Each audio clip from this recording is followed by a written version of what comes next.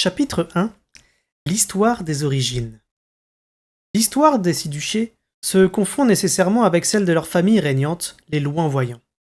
Un récit complet nous ramènerait à une époque bien antérieure à la fondation du premier duché, et, si leur nom était resté dans les mémoires, nous décrirait les Outriliens venus de la mer Assaillant, une côte plus clémente et plus tempérée que les grèves glacées des îles d'outre-mer.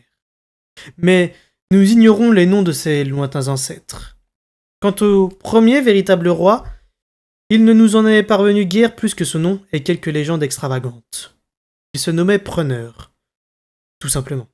Et c'est peut-être avec ce patronyme qu'est née la tradition d'octroyer aux filles et aux fils de sa lignée des noms qui devaient modeler leur vie et leur être. La croyance populaire prétend qu'on usait de magie pour en imprégner indéfectiblement le nouveau-né et que les rejetons royaux étaient incapables de trahir les vertus dont ils portaient le nom. Trempés dans la flamme, plongés dans l'eau salée et offerts au vent de l'air, c'est ainsi que les enfants élus se voyaient imposer ces qualités. Du moins, le raconte-t-on. Une belle légende? Peut-être un tel rituel a-t-il existé autrefois, mais l'histoire nous montre qu'il n'a pas toujours suffi à lier un enfant à la vertu dont il était baptisé.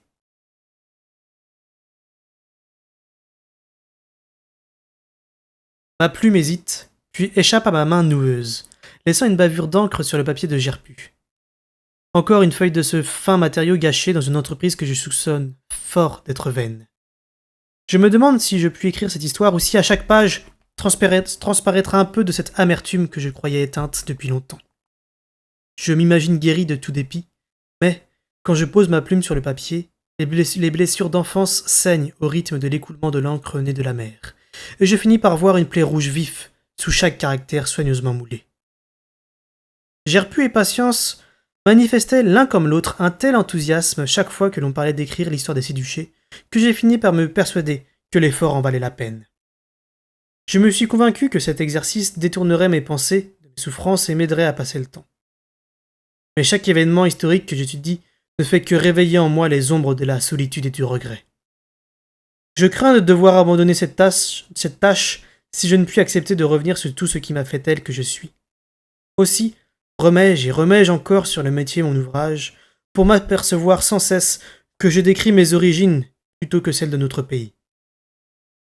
Je ne sais même pas à qui je m'efforce d'expliquer qui je suis. Toute mon existence est une toile tissée de secrets, des secrets qu'aujourd'hui encore, il n'est pas sans risque de divulguer. Dois-je les coucher sur le papier, pour n'en tirer au bout du compte que flamme et cendre? Peut-être. Mes souvenirs remontent à l'époque de mes 6 ans. Avant cela, il n'y a rien. Rien que le vide d'un gouffre qu'aucun effort de mémoire n'a pu combler.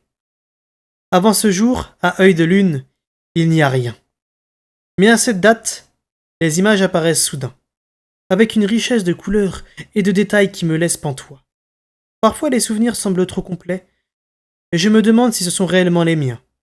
Proviennent-ils de mon expérience personnelle, ou bien de répétition inlassable de la même histoire par des légions de filles de cuisine, des armées de marmitons et des hordes de garçons d'écurie s'expliquant mutuellement ma présence. Peut-être ai-je entendu ce récit si souvent, de sources si nombreuses, qu'il est devenu pour moi comme un vrai souvenir. La finesse des détails est-elle due à l'osmose sans réserve d'un enfant de 6 ans avec tout ce qui l'entoure? Ou bien se peut-il que cette perfection soit le vernis brillant de l'art, qui permet de passer sous silence les drogues que l'on prend ensuite pour maîtriser sa dépendance? Des drogues qui induisent leurs propres souffrances et leurs effets de manque. Cette dernière hypothèse est la plus plausible, voire la plus probable. J'espère pourtant que ce n'est pas le cas.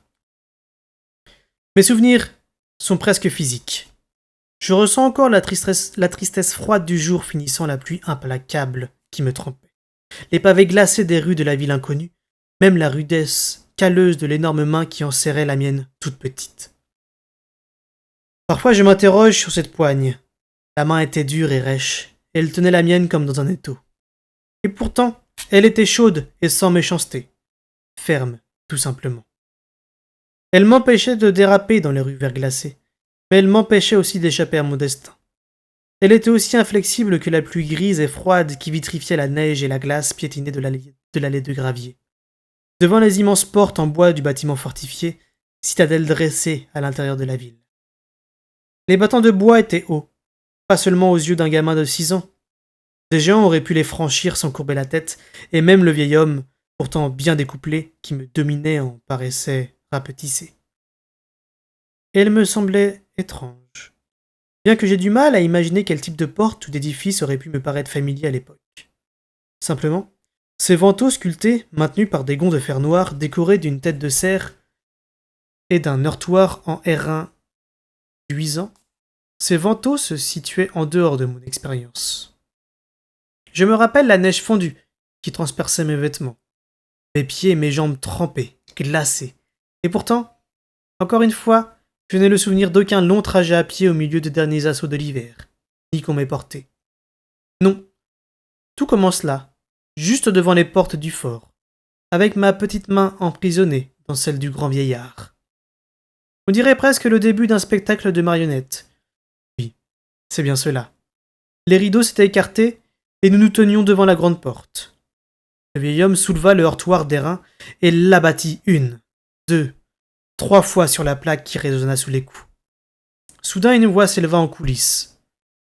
Non, pas derrière les battants, mais derrière nous, de là d'où nous venions. Père, je vous en prie, fit la voix de femme d'un ton suppliant. Je me tournai pour la regarder, mais la neige tombait à nouveau, voile de dentelle qui s'accrochait aux cils et aux manches des manteaux. Je ne me rappelle pas avoir vu personne. En tout cas, je ne fis rien pour échapper à la poigne du vieillard et je ne criais pas « Mère, mère !» Non, je ne bougeais pas plus qu'un simple spectateur, et j'entendis des bruits de bottes à l'intérieur du fort et le hoquet de la porte qu'on déverrouillait. La femme lança une dernière supplication. Les paroles en sont encore parfaitement claires à mon oreille. Le désespoir d'une voix qui aujourd'hui me paraît très jeune. « Père, je vous en prie, par pitié !» La main qui me tenait trembla. Mais était-ce de colère ou d'une autre émotion, je ne le saurais jamais. Avec la vivacité d'un corbeau, s'emparant d'un morceau de pain tombé par terre, le vieillard se baissa et ramassa un bloc de glace salie. Sans un mot, il le jeta avec une force, une fureur impressionnante, et je me fis tout petit. Je ne me rappelle ni cri ni bruit de la glace contre un corps. En revanche, je revois les portes en train de pivoter vers l'extérieur. Si bien que l'homme dut reculer précipitamment en me tirant à sa suite. Et nous y fûmes. Celui qui ouvrit les portes n'était pas un serviteur, comme j'aurais pu l'imaginer si je n'avais connu cette histoire que par ouï-dire. Non. Ma mémoire me montre un homme d'armes, un guerrier, un peu grisonnant et doté d'un ventre plus constitué de vieille graisse que de muscles. Et pas du tout un majordome pétri de bonnes manières. Il nous toisa, vieillard et moi-même, avec l'air soupçonneux d'un soldat aguerri. Puis resta planté là, sans rien dire, en attendant que nous exposions notre cas. Son attitude dut ébranler le vieil homme et l'inciter non à la crainte mais à la colère, car il lâcha brusquement ma main, me saisit au collet et me souleva à bout de bras comme un chiot devant son futur propriétaire. « Je vous ai emmené le gamin !» dit-il d'une voix éraillée. Voyant que le garde continuait à le regarder d'un air inexpressif, sans même la moindre curiosité, il continua. « Ça fait 6 ans que je le nourris à ma table et aucune nouvelle de son père.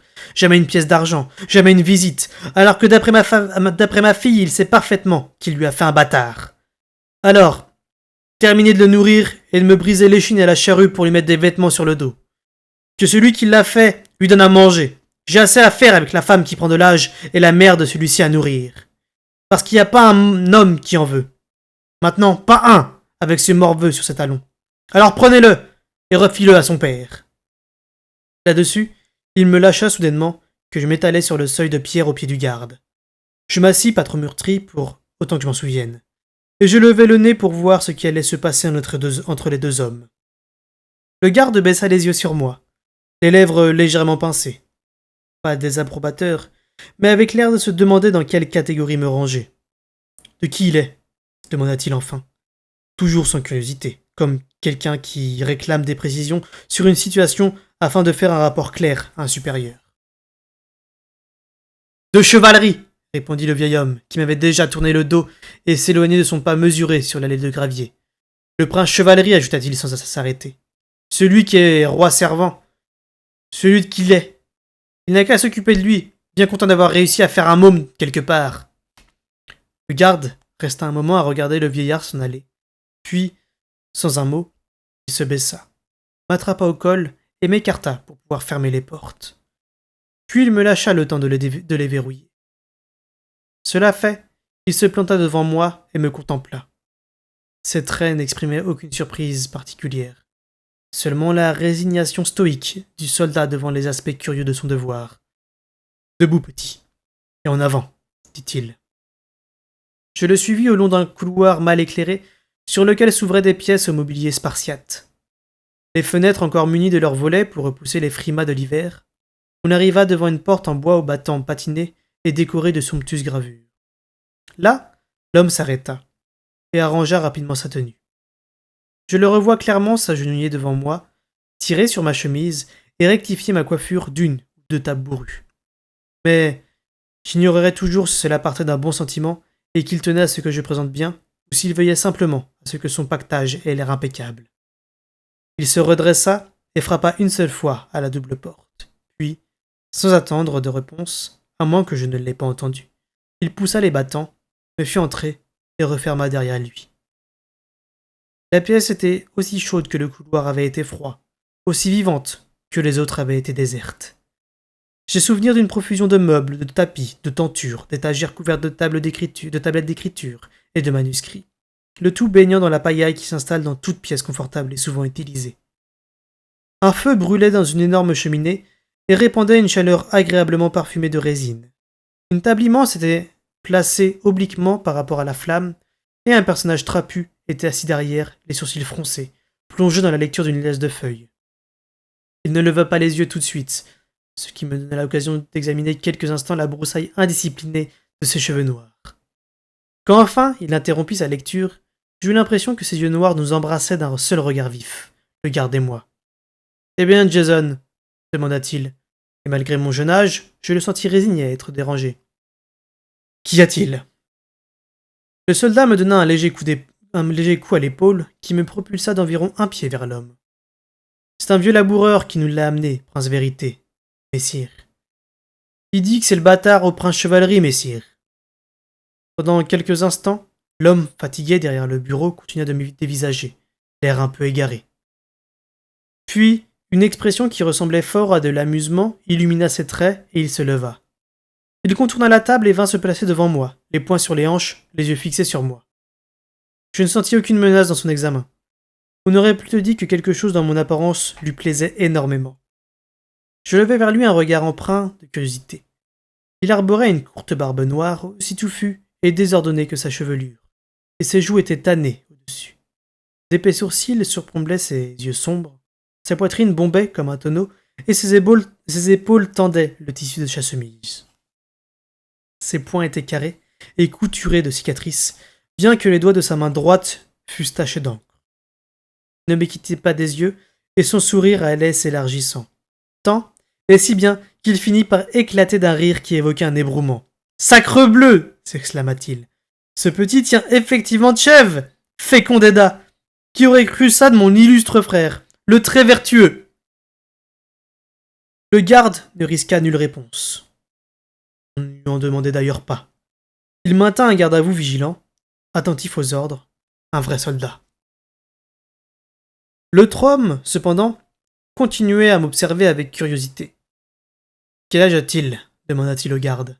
« 6 ans, d'après le fermier. » Le soudard leva une main pour se gratter la joue, puis sembla soudain se rappeler qu'il était au rapport. « Mais sire » ajouta-t-il.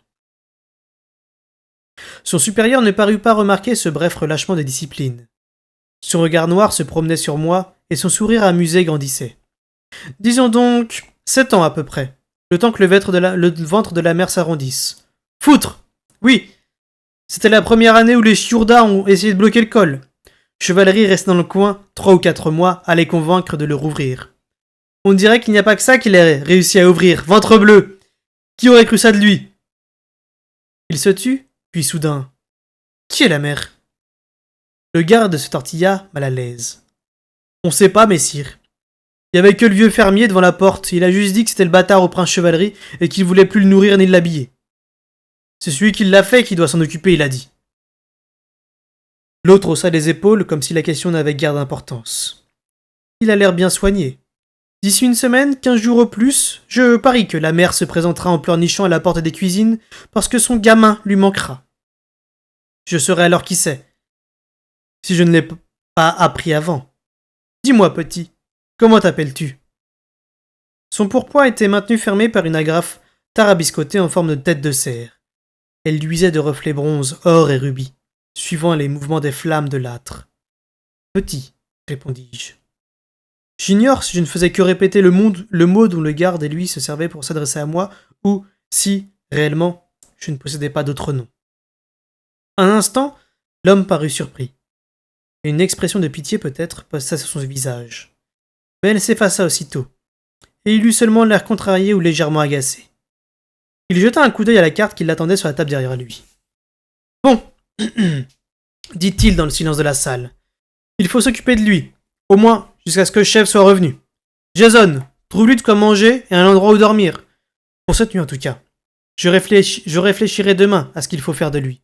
On ne peut pas laisser traîner des bâtards royaux dans tout le pays. » « Mais sire, fit Jason d'un ton qui n'indiquait ni accord ni désaccord de sa part, mais simplement la reconnaissance d'un ordre. Posant une main lourde sur mon épaule, il me fit faire demi-tour vers la porte. J'obéis un peu à contre-cœur car il faisait bon et clair dans la pièce. Mes pieds glacés avaient commencé à me picoter, et je savais qu'en restant encore je parviendrais à me réchauffer tout à fait. Mais la main inexorable du garde me fit quitter le bureau tiède pour la glaciale pénombre des couloirs lugubres.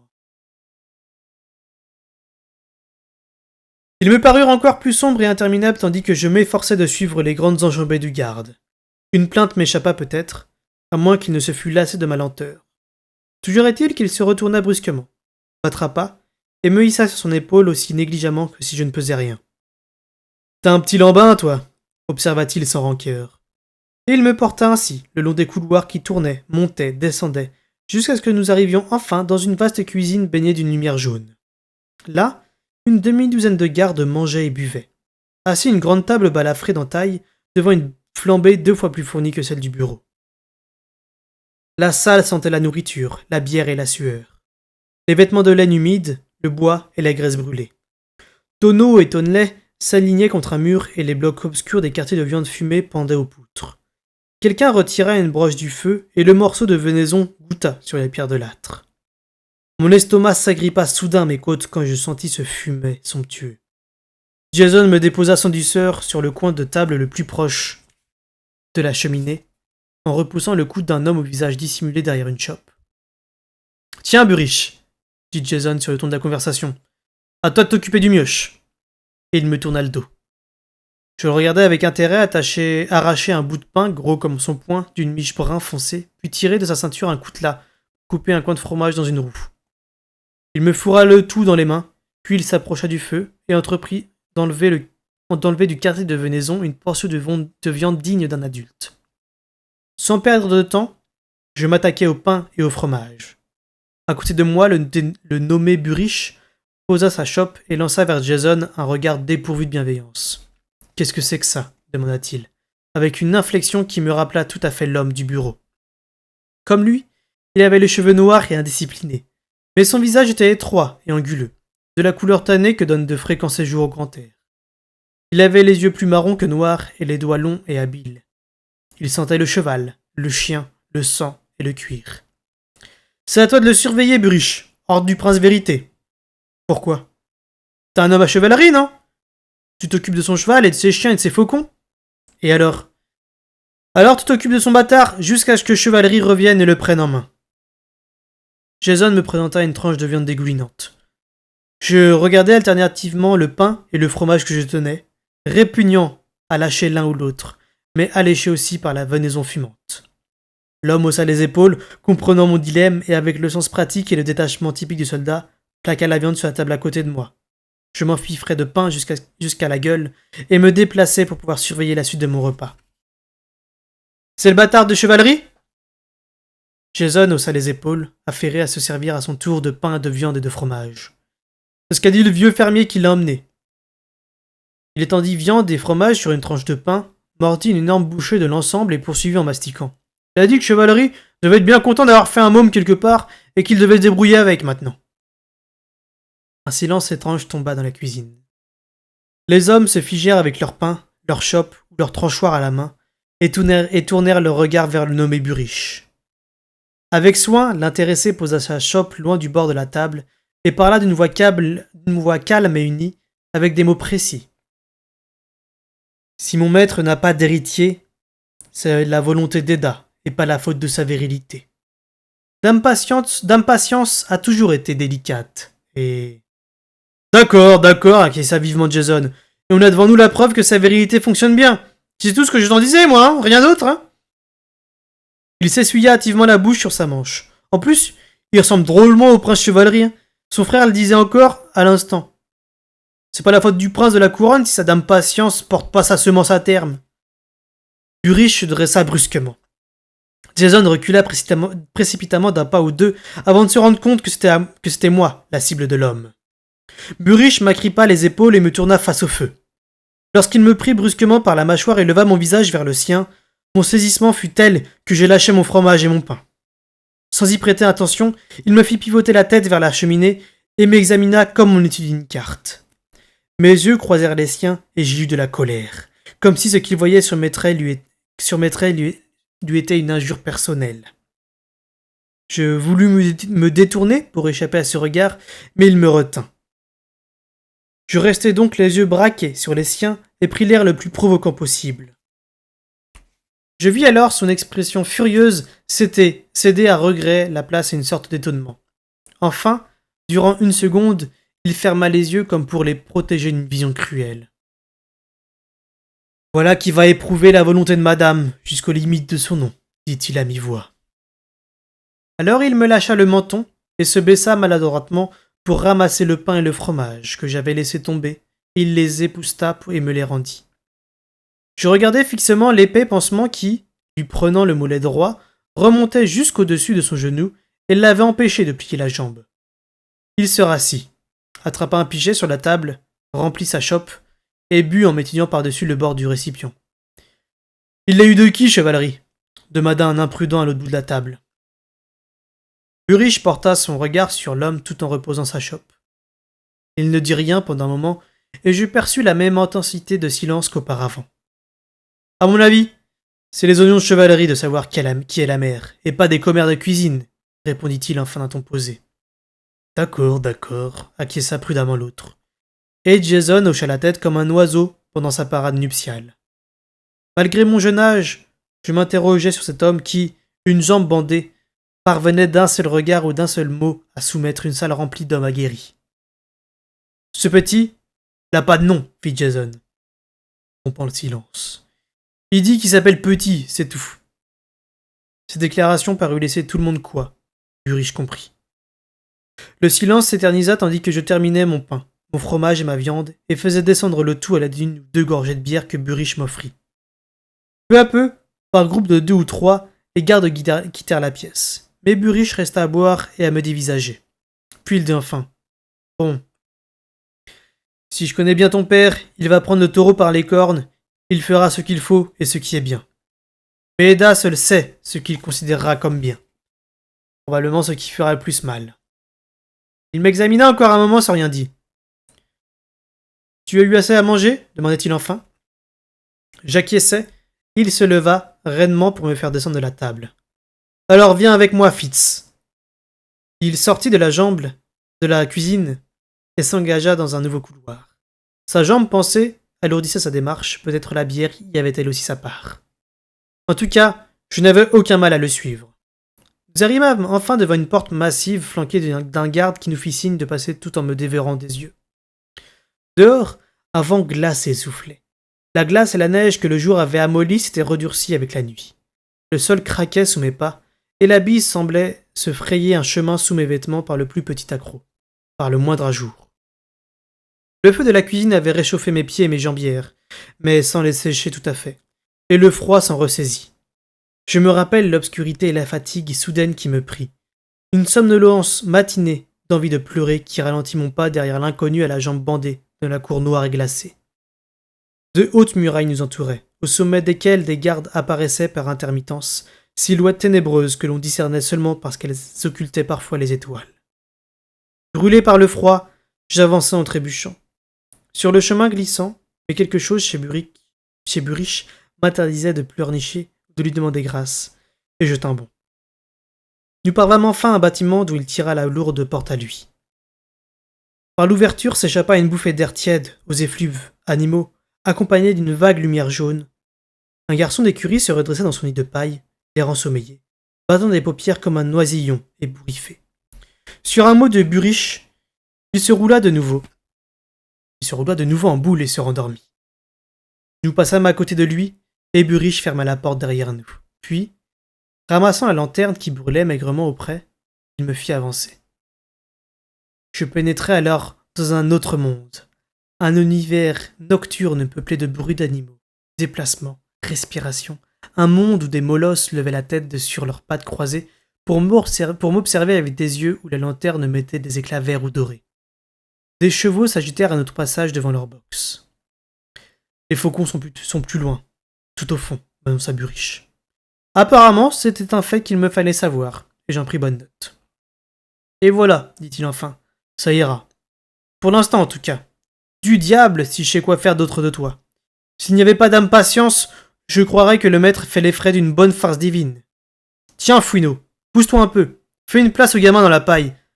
C'est ça, petit. Mets-toi contre Renarde. Là, elle va te prendre sous son aile et gare à celui qui voudra te déranger. Je me retrouvais face à une vaste stalle occupée par 3 chiens.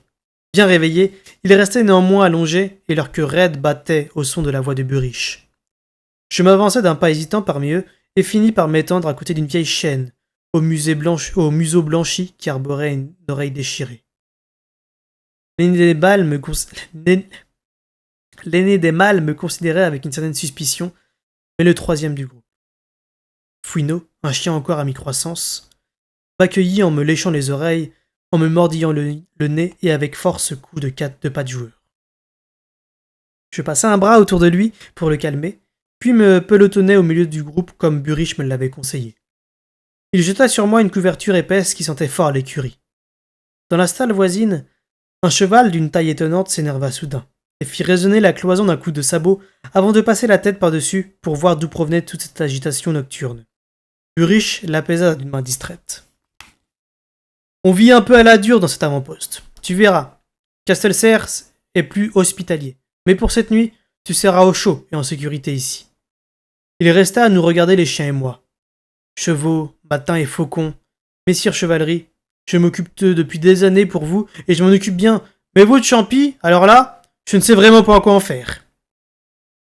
Je savais qu'il ne s'adressait pas à moi. Par-dessus l'ourlet de la couverture, je l'observais qui décrochait la lanterne de son clou et s'éloignait en marmonnant dans sa barbe. Je conserve un vif souvenir de cette nuit-là, de la chaleur des chiens, de la paille qui me picotait et même du sommeil qui m'envahit tandis que le chien venait se musser contre moi. Sans le vouloir, je pénétrais dans son esprit et partageais ses rêves nébuleux, d'une chasse sans fin à la poursuite d'une proie que je ne voyais jamais, mais dont la voix toute chaude me tirait en avant à travers éboulés, roussiers et orties. Et avec ce songe canin, la précision du souvenir s'estompe comme les couleurs éclatantes et les contours nets d'un rêve induit par la drogue et dont la clarté s'affaiblit au fil des jours. Je me rappelle ces temps bruneux de fin d'hiver où j'ai appris le trajet qui séparait ma stalle des cuisines. J'étais libre d'y aller et d'en revenir à ma guise. Parfois j'y trouvais un cuisinier occupé à fixer des quartiers de viande au crochet de l'âtre, à pétrir de la pâte à pain ou à mettre un tonneau en perce. Mais le plus souvent il n'y avait personne, et je récupérais les restes sur les tables, restes que je partageais généreusement avec le chiot qui devint rapidement un compagnon inséparable. Les hommes allaient, venaient, mangeaient, buvaient, et me considéraient avec une curiosité spéculative que je finis par trouver normale. Ils avaient tous un air de famille entre eux, avec leurs manteaux et leurs jambières de laine grossière, leurs corps musculeux et leurs mouvements fluides, et leur écusson représentant un cerf bondissant cousu à la place du cœur. Ma présence en mettait certains mal à l'aise, mais je m'habituais aux murmures qui s'élevaient derrière moi à chaque fois que je quittais la cuisine. Buriche était constamment présent à cette époque. Il me prodiguait les mêmes soins qu'aux bêtes de chevalerie. Nourriture, boissons, toilettes et exercices, lesquels exercices consistaient en général à trotter sur ses talons pendant qu'il accomplissait ses autres besognes. Mais ces souvenirs sont flous et les détails tels qu'ablution ou changement de vêtements se sont sans doute fondus dans le postulat serein d'un gamin de 6 ans, pour qui ce genre de choses est parfaitement naturel. En tout cas, je me rappelle le chiot. Il avait un poil roux, luisant, court et un peu raide qui me chatouillait au travers de mes habits lorsque la nuit, nous partagions la couverture de cheval. Ses yeux étaient verts comme du minerai de cuivre, sa truffe couleur de foie cuit et l'intérieur de sa bouche sa langue rose mouchetée de noir. Quand nous n'étions pas en train de manger à la cuisine, nous nous battions dans la cour dans la paille des box. Tel fut mon univers pendant le temps indéterminé que je passais là. Cette période ne dut cependant pas être trop longue, car je n'ai pas souvenir que la saison est variée. Je n'ai de réminiscence que d'un temps âpre, de violentes rafales de vent et de neige qui fondaient en partie le jour mais se resolidifiaient la nuit. Je conserve une autre image d'alors, mais elle n'est pas nette, chaude, avec des couleurs douces. On dirait une vieille tapisserie autrefois somptueuse aperçue dans une pièce mal éclairée. Je me rappelle avoir été réveillé par le chiot qui s'agitait et la lumière jaune d'une lanterne contenait au-dessus de moi. 2 hommes se penchaient sur moi, mais Buriche était planté derrière eux, très raide, et je n'eus pas peur. « Ça y est, tu l'as réveillé, dit l'un d'eux. » Et c'était le prince Vérité, l'homme que j'avais vu dans la pièce, chaleureusement illuminé le soir de mon arrivée. Et alors, il va se rendormir dès notre départ. Par la malmort, il a aussi les yeux de son père. Je te le jure, j'aurais reconnu son sang n'importe où. Personne ne pourrait dire le contraire. Mais vous n'avez donc pas plus d'esprit qu'une puce, toi et Buriche? Bâtard ou non, on ne fait pas vivre un enfant parmi les bêtes. Vous ne pouviez pas l'installer ailleurs? L'homme qui parlait tenait de Vérité par la forme de la mâchoire et des yeux, mais là s'arrêtait la ressemblance. Tout d'abord, il était beaucoup plus jeune. Ensuite, il était glabre et sa chevelure lisse et parfumée était plus fine et plus foncée. Le froid nocturne lui avait rougi le front et les pommettes, mais c'était un phénomène passager qui n'avait rien à voir avec le hâle de Vérité dû à une vie au grand air. De plus, ce dernier s'habillait comme ces hommes, de lainage pratique et solide aux couleurs discrètes. Seul l'écusson sur sa poitrine tranché par ses teintes vives et ses fils d'or et d'argent. Son cadet, lui, arborait des tons coquelicots et primes verts, et le manteau qui lui tombait des épaules comptait en largeur le double du tissu nécessaire à couvrir un homme. Le pourpoint qui apparaissait en dessous avait une somptueuse teinte crème et des parements de dentelle. L'écharpe qui lui ceignait la gorge était maintenue par une broche en or, représentant un cerf bondissant, avec une pierre précieuse aux éclats d'émeraude à la place de l'œil unique. Et le tour délicat de ses phrases évoquait une chaîne en or contournée, à côté des maillons sans après du parler de Vérité. Royal. Je n'y avais pas réfléchi. Que sais-je des enfants? J'ai confié le petit à Buriche, seul homme lige de chevalerie, et en tant que tel, il s'est occupé de... Je ne voulais pas de manquer de respect à mon sang, messire, dit Buriche, avec une gêne non dissimulée. Je suis au service de la chevalerie, et j'ai agi envers le petit avec les meilleures intentions. Je pourrais lui faire installer une paillasse dans la salle des gardes, mais je le trouve bien jeune pour vivre au milieu de ces hommes qui vont et viennent à toute heure sans parler des bagarres, des beuveries et du bruit. À son ton, il n'appréciait pas non plus leur compagnie, manifestement. Ici, il dort au calme, et le chiot s'est pris d'affection pour lui. Et avec ma renarde pour veiller sur lui, la nuit personne ne pourra lui faire de mal sans que ma chienne prélève sa dîme à coups de croc. Mais seigneur, je ne m'y entends guère moi-même en gamin, et j'ai cru bon... C'est bien, Buriche, c'est bien, l'interrompit Vérité à mi-voix. Si la situation avait exigé qu'on y réfléchisse, c'est moi qui aurais dû m'en charger. Je te l'ai abandonné, je n'y trouve rien à redire. Son sort est bien meilleur que celui de beaucoup d'enfants du village, et Ada le sait. Étant donné les circonstances, c'est parfait. Il faudra que cela change lorsqu'il arrivera à Castelserre. Royal n'avait pas l'air content. Tiens, notre père souhaite qu'il nous accompagne à Castelserre, demanda Vérité. Notre père, oui. Pas ma mère. Ah! Vérité n'avait visiblement pas envie de poursuivre sur ce sujet, mais Royal fronça les sourcils et continua. Ma mère, la reine, n'apprécie nullement cette affaire. Elle a longuement discuté avec le roi, mais en vain. Mère et moi étions d'avis de mettre l'enfant à l'écart. Ce n'est que simple bon sens. Il ne nous paraît pas utile de compliquer davantage la ligne de succession. Je n'y vois rien de compliqué, Royal. Le ton de Vérité était uni. Chevalerie, puis moi, puis toi. Et ensuite ton cousin, Auguste.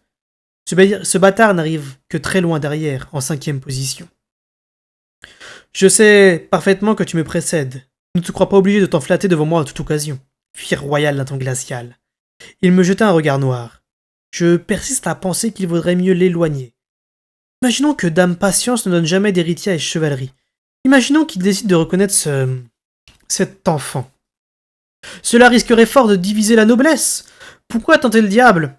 Voilà notre point de vue à ma mère et moi. Mais notre père, le roi, n'est pas un homme à trancher à la hâte, nous le savons bien. Subtil, agit en subtil, comme disent les gens du commun. Il a interdit tout règlement de l'affaire dans un sens comme dans l'autre. Royal, m'a-t-il dit, de ce ton que nous nous connaissons bien, ne fais jamais ce que tu ne peux défaire avant d'avoir réfléchi à ce que tu ne pourras plus faire une fois que tu l'auras fait. Et il a éclaté de rire. Royal lui-même émit un rire bref et amer. Je suis là de son humour. Ah répéta Vérité. Et toujours immobile, je me demandais s'il s'efforçait de débrouiller le sens des paroles du roi, ou bien s'il se retenait de répondre à la plainte de son frère. On devine naturellement ses vraies raisons, reprit Royal. À savoir, c'est toujours Chevalerie qu'il préfère malgré tout. Royal paraissait écœuré. Malgré son mariage ridicule et son excentrique de femme, malgré ce gâchis avec ce gosse, il croit maintenant que cette affaire va émouvoir le peuple, qu'elle va réchauffer les sentiments des gens pour lui, et prouver aussi que Chevalerie est un homme, qu'il est capable d'avoir des enfants, à moins que ça ne démontre qu'il est humain et susceptible de commettre des erreurs comme tout le monde. Son ton indiquait clairement qu'il n'adhérait à aucune de ces possibilités. Et ça lui vaudra un surcroît d'amour de la part du peuple et son soutien lors de son règle à venir? Le fait d'avoir engrossé une quelconque campagnard avant debout ses arènes? Vérité semblait avoir du mal à saisir la logique du raisonnement. La rancœur qui perçait dans la voix de Royal ne m'échappa pas. C'est la vie du roi, apparemment. Ne se préoccupe-t-il donc pas du déshonneur qu'encourt le trône? Mais je subodore que Chevalerie ne sera pas d'accord pour employer son bâtard de cette façon, surtout à cause de sa chère patience. Néanmoins, le roi a ordonné que tu ramènes le bâtard à Castelcerre à ton retour. Royal me regarda d'un air mécontent. Le visage de Vérité se troubla un instant, mais il acquiesça. Sur les traits de Buriche pesait une ombre que la lanterne ne parvenait pas à lever. Mon maître n'a-t-il pas son mot à dire, se risqua-t-il à protester. S'il veut accorder un dédommagement à la famille maternelle du petit pour qu'elle le garde, il me semble que, par égard pour la sensibilité de Dame Patience, on devrait laisser à sa discrétion de... Le prince royal le coupa d'un grognement dédaigneux. C'est avant de culbuter la gueuse qu'il fallait faire preuve de discrétion. Dame Patience ne sera pas la première à devoir se trouver face au bâtard de son mari. Tout le monde d'ici est au courant de son existence. Grâce à la maladresse de Vérité, inutile désormais de chercher à le cacher. Et en ce qui concerne un bâtard royal, nul d'entre nous ne peut se permettre de faire du sentiment. Buriche. Laisser ici un enfant comme celui-ci, ce serait laisser une épée suspendue au-dessus de la tête du roi. Même un maître chien doit bien s'en rendre compte. Et si ce n'est pas le cas, ton maître s'en rendra compte, lui. Royal avait débité ces dernières phrases sur un ton dur et glacé, qui fit reculer Buriche comme je ne l'avais jamais vu fléchir devant rien d'autre. J'en fus effrayé. Je tirai la couverture par-dessus ma tête et m'enfouis dans la paille. À côté de moi, Renard se mit à gronder doucement du fond de la gorge. Je crois que Royal fit un pas en arrière, mais je n'en suis pas sûr.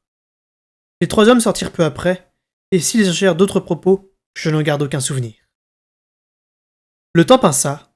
Deux semaines plus tard, je pense, ou peut-être 3, je me retrouvai derrière Vérité, agrippé à sa ceinture, m'efforçant d'enserrer un cheval entre mes courtes jambes, et nous quittions le village toujours sous les frimas pour entamer ce qui m'est paru un voyage interminable vers des régions plus clémentes. Je suppose qu'à un moment ou à un autre, Chevalerie était passé voir le bâtard qu'il avait engendré, et qu'il avait dû se juger à la lumière de mon existence.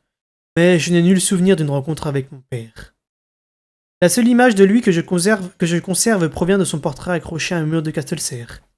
Des années après, on me laissa entendre que ce talent diplomatique avait fait merveille à l'époque, débouchant sur un traité et une paix qui avait duré jusqu'à mon adolescence, et lui avait valu non seulement le respect, mais aussi l'amour des Shurda. En vérité, je fus son seul échec cette année-là, mais un échec monumental. Il nous précéda à Castelcerre, où il renonça à ses prétentions au trône. Le temps que nous arrivions, son épouse et lui s'étaient retirés de la cour pour aller vivre à Flétribois, comme dame et seigneur du lieu. Je me suis rendu à Flétribois. Le nom n'a aucun rapport avec la réalité. C'est une vallée tempérée, au milieu de laquelle coule une calme rivière bordée d'une large plaine alluviale, elle-même nichée entre des piémonts peu pentus et doucement ondulés. Un terroir idéal pour y faire du raisin, du blé et de beaux enfants potelés. Une tenue aimable loin des frontières, loin de la politique de la cour, loin de tout ce qui faisait la vie de Chevalerie jusque-là. C'était un package écarté, une terre d'exil douce et aristocratique pour un homme qui aurait dû être roi. L'été noire volonté d'un guerrier de feu, le bâillon d'un diplomate au talent rare. Et c'est ainsi que j'entrai à Kestelser, enfant unique et bâtard d'un homme que je ne devais jamais connaître. Le prince vérité devint roi servant, et le prince royal monta d'un cran dans la succession. Si mon rôle s'était borné à naître et à être découvert, j'aurais déjà laissé une trace indélébile dans tout le pays. Je grandis sans père ni mère, dans une cour où tout me considérait comme un catalyseur. Il ne se trompait pas.